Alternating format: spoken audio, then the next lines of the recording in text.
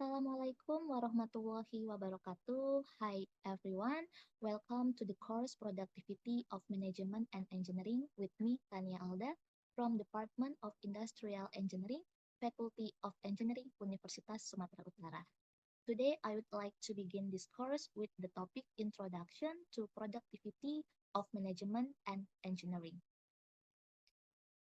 Okay, here are some references that you can use for this course. There are main reference and also support reference for this course. Okay. Okay, for the first, we have to know why is productivity is really important. In this era of free competition, the word productivity is increasingly spoken by policymakers in both the business world and government institutions. Why? If we see that productivity measures how efficiently a task is complete, this can relate to how well and quickly a person does their job or how well a company produces goods and also service. Productivity is important because it can help people and companies reach their goals and boost profit. Similarly, a lack of productivity can help not only for a business but also for government institutions to identify inefficiency so they can make improvement to their next plans and process. The fact that can be observed in this era are there are three facts. The first, the amount of consumption is increasing. This is caused by first, increase in population, and the second one, increased purchasing power of the community. We know that the population continues to increase from year to year. We also know that if the population increases, the demand for product also increases. If demand for products increases, the need for raw material also increases. This will result natural resource reserves are declining. And then because of overexploitation and also environmental damage. And then the third is increased competition among production actors, higher quality at competitive prices. Good quality at competitive prices is very important in the current competitive era. So that's the reason why productivity is important based on the fact. Okay, the next one, the importance of productivity. In connection with these facts, to maintain the sustainability of production and business, saving effort in using every resource through increased productivity is necessary. In general, productivity is defined as a measure of production system performance that explains how much output can be produced by utilizing one unit of input. Factors of production. It can be human, material, capital, energy, and many more to create the output. So, we can measure one unit of input to produce one unit of output. And then, if we want to see the point of view from the executive, from the workers, and for the government, the first, for executive managers and shareholders, productivity is a tool to improve the profitability of business activities. The better, and we know that every company really considers profit. The better their performance, the greater the compensation they will get. And then for workers, laborers, and employees, productivity is a tool to increase compensation for their work performance. Why? The better their performance, the greater the compensation they will get. So, the third one, for government officials and public administrators, productivity will balance the budget with service quality. So there is a balance between budget and service to the community. And then some fundamental questions about the importance of productivity are, Can productivity be used as a measure of company or organization health? Sure. Why? By regularly measuring productivity, we can find out whether the company's condition is healthy or not. We can identify problems with all the resources used and make improvements for the future.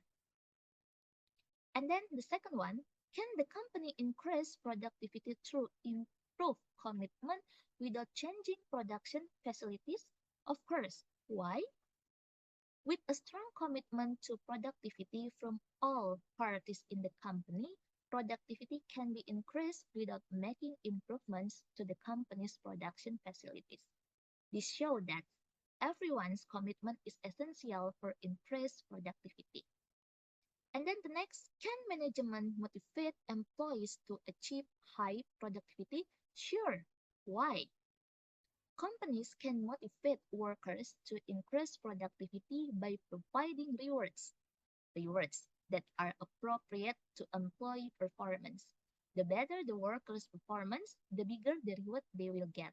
This will be a motivation for workers to be more productive. And then, can productivity be used to control efficiency? Of course. Why? Productivity can be used to control efficiency by measuring productivity regularly. We can find out which resources have been used efficiently or not. If there are still resources that are not used efficiently, identification and improvements can be made for the future. Okay, so the next we will discuss about the definition of productivity. The term productivity was first introduced by Quesnay in 1766. Over time, the term also evolved into a measure of productivity. The first literary, 1883. Productivity is the desire to produce products in a better way. This is just a statement. There is no measurement there. And then the next, 1950, OEEC. OEEC is Organization for European Economic Cooperation. Productivity is the quotient obtained by dividing output by one of the factors of production. So it can be factor production, can be capital, maybe, or material, human energy, and so on. And then productivity measure the performance of process, not only process but also product, system that explain how much output is produced by utilizing a resource unit. So this is the develop of the definition of productivity. Okay, this is the end of the first part of this session. See you again on the next session. Wassalamualaikum warahmatullahi wabarakatuh.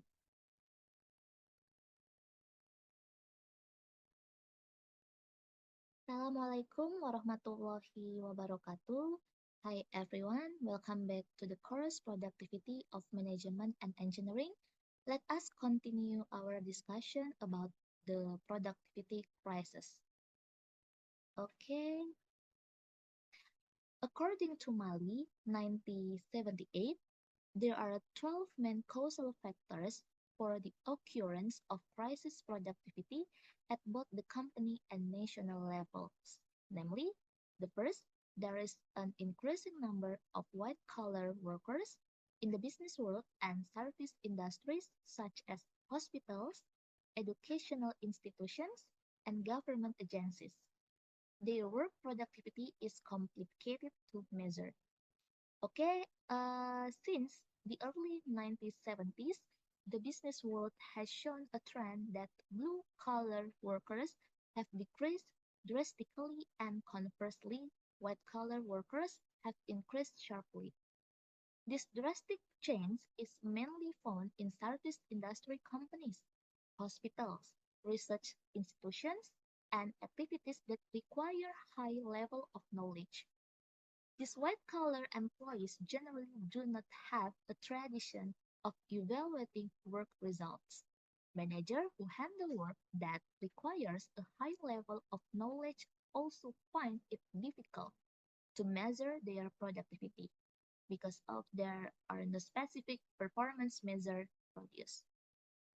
And then the second one, it is developing a reward system for employees not linked to achieving labor productivity. It has caused inflation to continue to rise.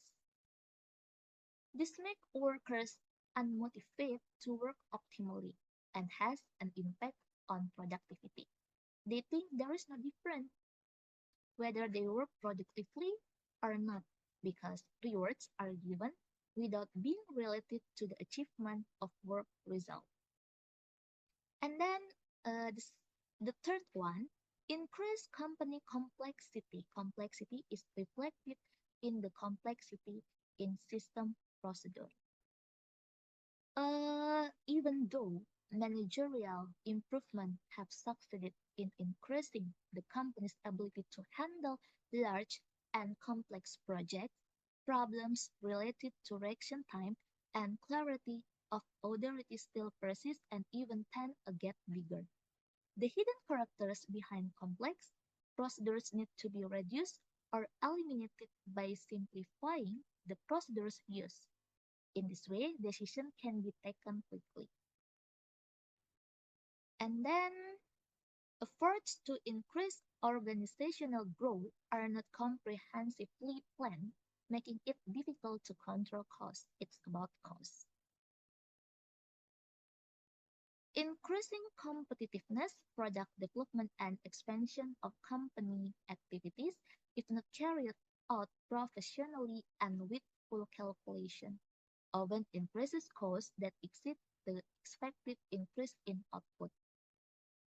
This happens because procedures become complicated, communication is less effective so that the control system becomes difficult. As a result, the achieved growth rate often decreases.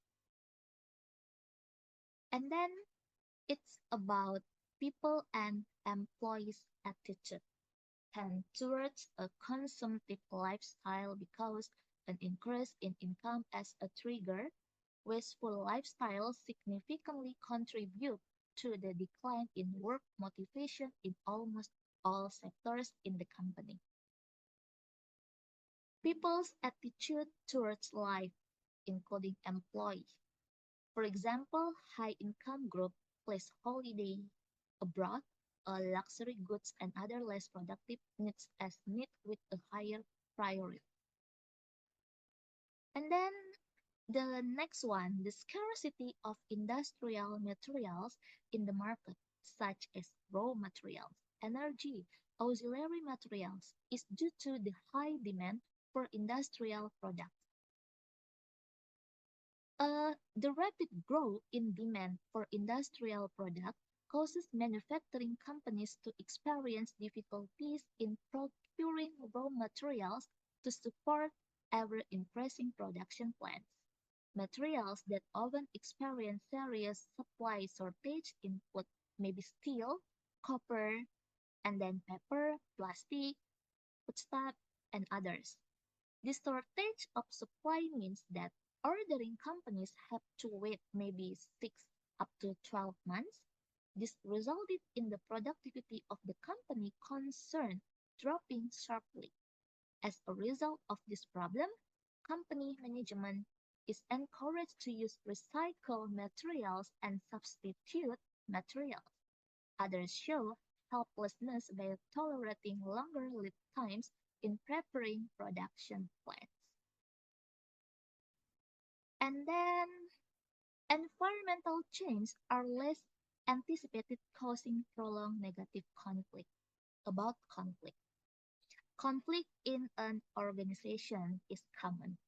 Conflict occurs due to various differences between individuals or between groups, between individuals and groups, or between superiors and subordinates. Common differences found include differences in value system and interests. Conflict can also occur due to unclear system and procedures, limitation of responsibility and time pressure. While control conflict needs to be developed because it is effective in increasing productivity. However, prolonged conflict and creating a tense work atmosphere has the potential to reduce productivity. And then about rules and regulation, because we talk about national levels too. So rules and regulation need more dynamism in following era developments and meeting the business world demands.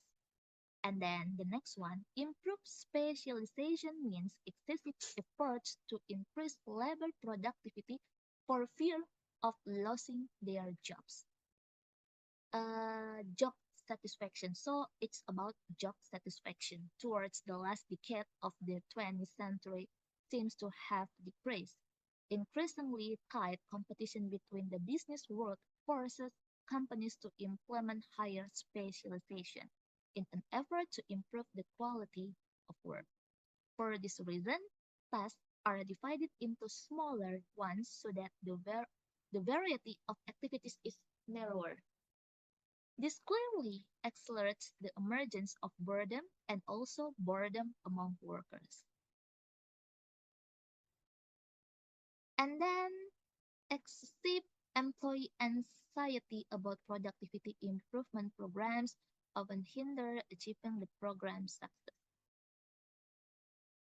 And then the next one, increased number of holiday in companies can cause the productivity crisis. It's about holiday. And then practitioners need the ability to utilize the rapidly growing information and science to develop work methods and activities. It's about information and science to develop how we develop the work methods and activities using information and also science. And then the next one, we will discuss about productivity and inflation. Productivity versus inflation. There's a correlation between productivity and inflation. Inflation that hits a country is the joint effect of several factors that generally show a gap between the flow of goods and services and the flow of money to the market. We can see that productivity has an effect on inflation. If productivity is higher, inflation will increase. And then the next one, productivity versus standard of living. Countries that experience high economic growth and labor productivity show high living standards. Employment and labor productivity also offer a high correlation. So it means that productivity has an effect on living standards. If productivity is higher, then the standard of living will also be high. And then productivity and employment rate. There's a correlation too between productivity and employment rate. The result of McKee's 1979 research in the United States showed that when labor productivity fell by 2%, the unemployment rate reached 5.7%. After labor productivity doubled, the unemployment rate was only 1%. It means that productivity has an effect on employment rate. If productivity is higher, employment rate will also be high. Okay, okay, this is the end of this session. See you again on next session. Wassalamualaikum warahmatullahi wabarakatuh.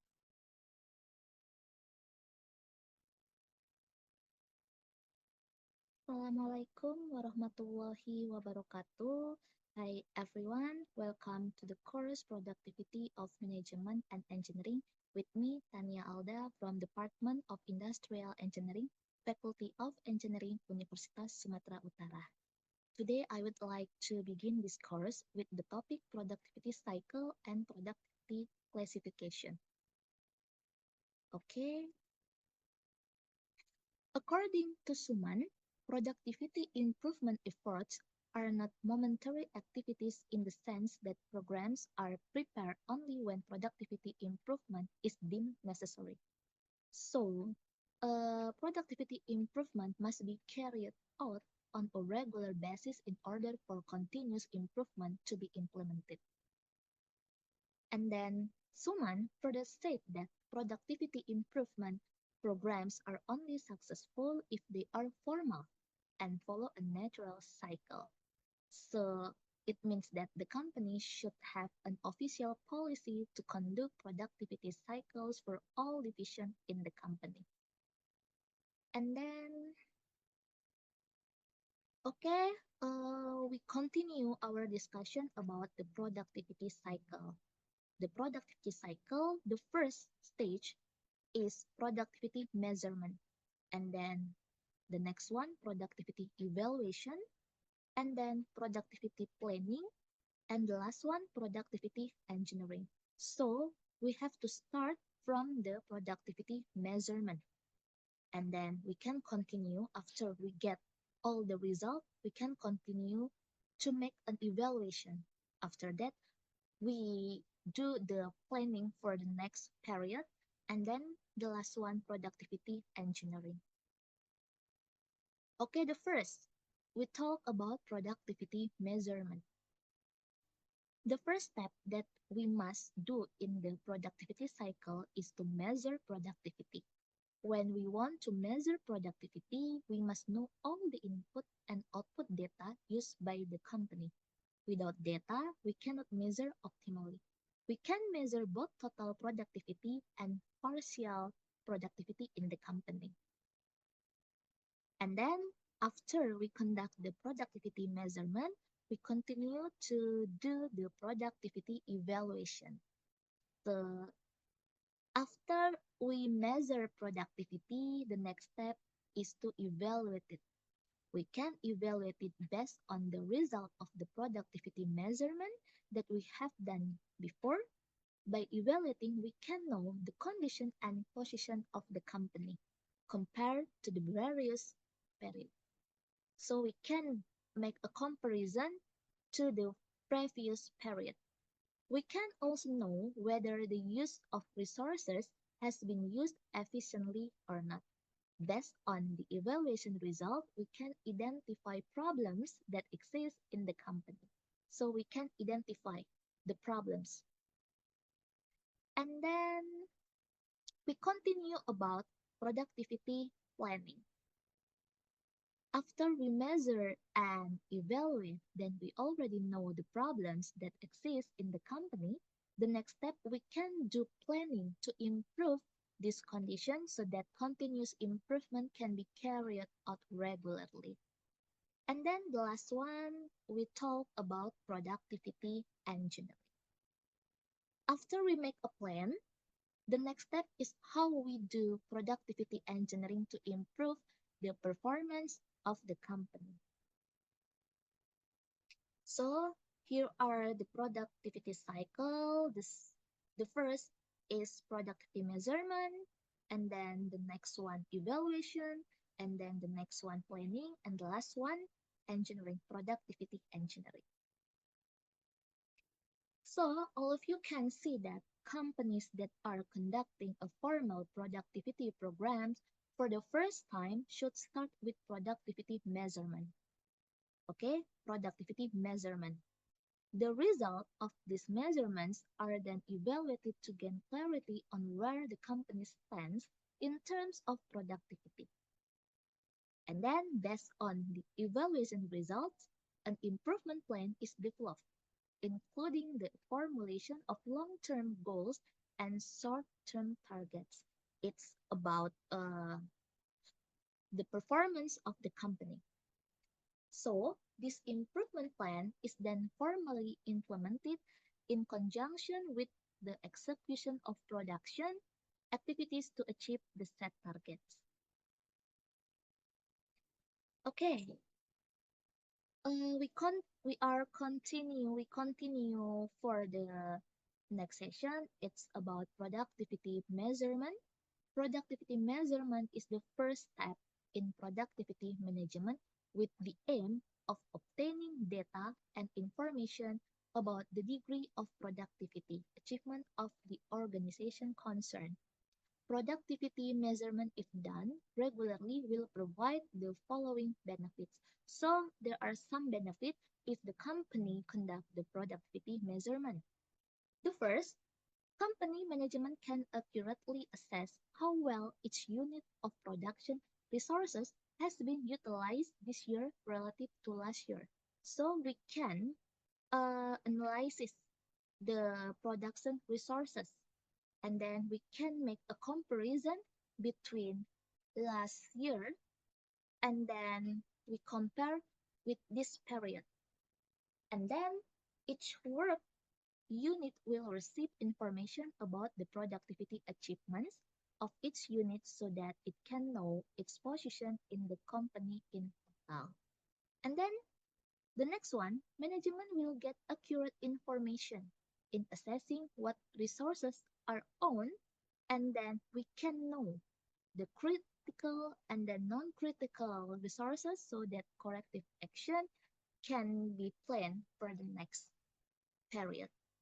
So, uh, the benefits from the productivity measurement. And then the next one, the result of productivity measurement can be used as one of the main factors in assessing the company's competition, and then we can know the company's competitive position. So we can compare our company's position with other similar companies. And then the company's measurement results are very useful in determining the target that must be achieved in the next period. So it's talk about performance too in the company. And then effective measurement result to motivate the emergence of the company's internal competitive spirit. So the second one, after we conduct the productivity measurement, the next one, we can conduct productivity evaluation. Productivity evaluation is the second phase of productivity management with the aim of obtaining accurate information about the company's progress in the current period relative to the past period. Productivity evaluation is done to get answers to the following questions. So the first, where the company is standing now. We can answer this question. We can compare our company's position with the similar company. Okay, because we have already conduct the productivity measurement, and then we have already made an evaluation, so we can know which are where the company is standing now. And then the second one, what resources have management problems? So we can identify about the problems of resources. Material maybe, capital maybe, machine maybe, energy, or many more. We can identify that. And then which work units have problems? We can answer this question too. Because which division are problematic within the company, we can know about that. And then what are the suggestions for improvement? Of course, we can answer this question because we have already conduct the productivity measurement.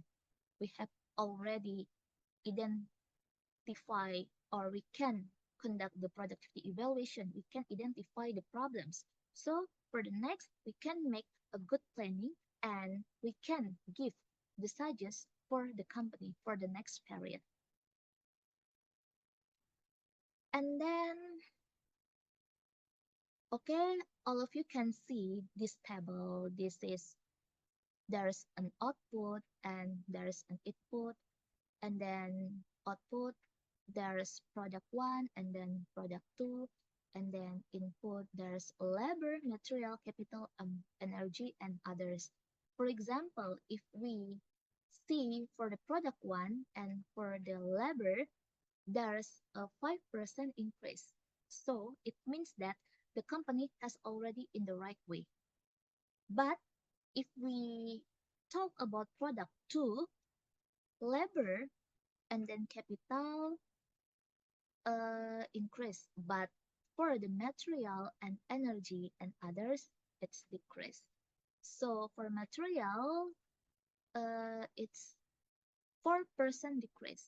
So we have to identify what happened in this company.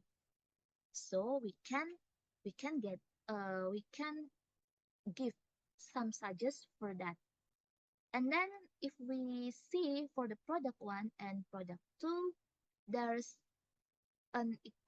there's an increase, but for the total, for the entire the company, there's 1% decrease.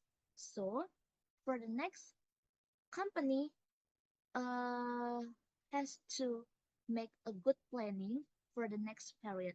So a company can make a good improvement for the next target. Okay, okay, this is the end of the first part of this session. See you again on next session.